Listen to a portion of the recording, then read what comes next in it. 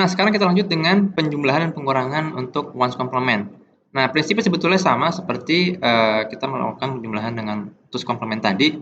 Hanya saja di sini sekarang jika ada carry out di MSB, maka kalau tadi di twos complement kita buang carry out-nya. Nah, kalau kita menggunakan ones complement, maka carry out-nya itu nanti ditambahkan lagi ke hasilnya, gitu ya. Nanti kita lihat caranya seperti apa. Nah, lagi-lagi kita juga perlu cek apakah terjadi overflow. Nah, untuk overflow sebetulnya prinsipnya sama seperti yang ada pada apa namanya twos complement. Nah, sekarang kita coba lakukan. Ini untuk penjumlahan positif-positif hasilnya harusnya sama ya, tidak ada yang berbeda. Nah, mungkin untuk yang positif 5 dikurang 5 atau plus 5 ditambah minus 5.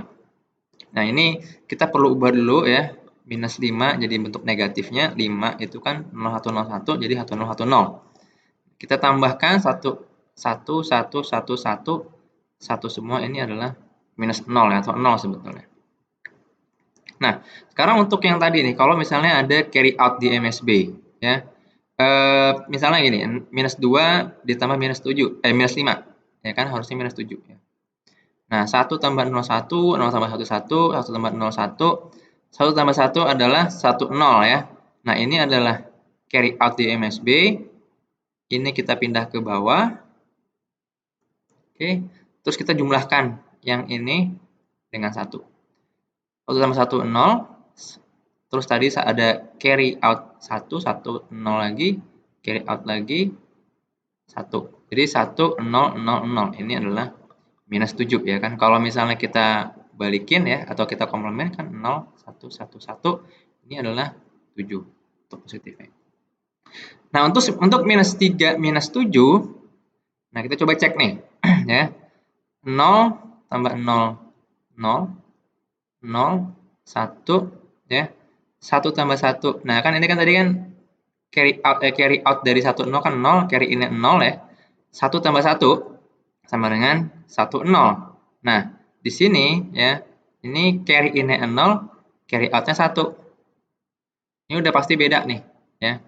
Nah, ini sebetulnya mungkin kalau kita lihat ya, ini udah ketahuan nih. Ada overflow. Nah, tapi karena ini kita pakai ones complement ya, satunya kita apa namanya? Pindah ke bawah ya. Kita tambahkan yang ini ya, 0100 dengan 1 hasilnya adalah 0101. Nah, kalau kita lihat juga di sini ini tadi adalah negatif tambah negatif ya.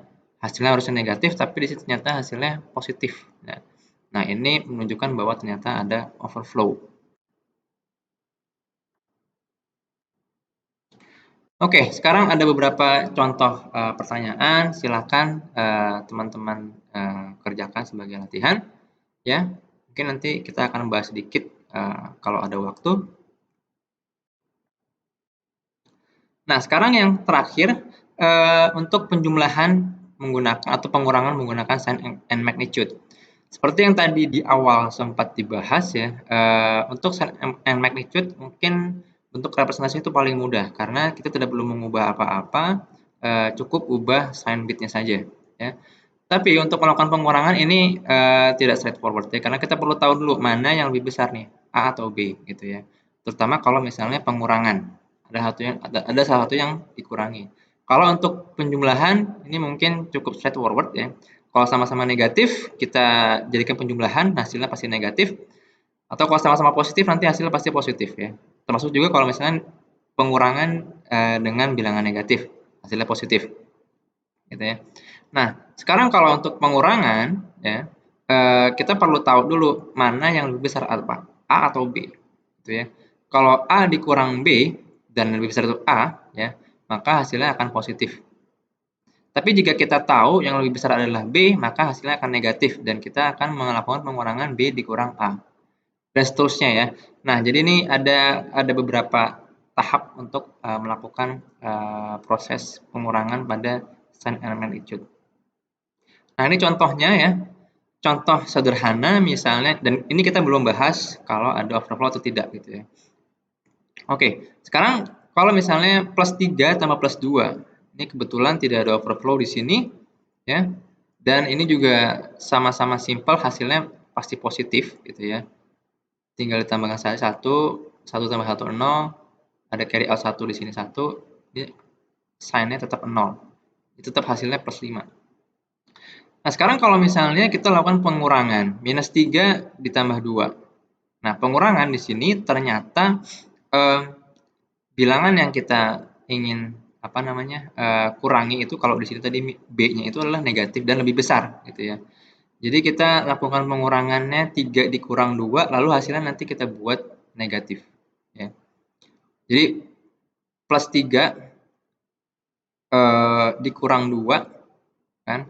3 dikurang 2 seperti biasa ya, melakukan pengurangan bilangan biner biasa, hasilnya 1.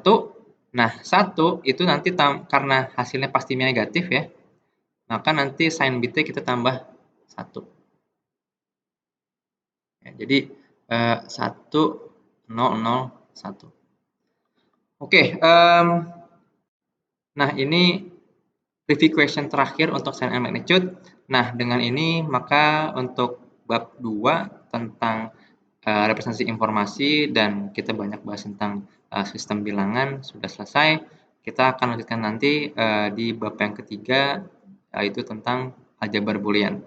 Oke, tetap semangat dan sampai ketemu lagi di video selanjutnya.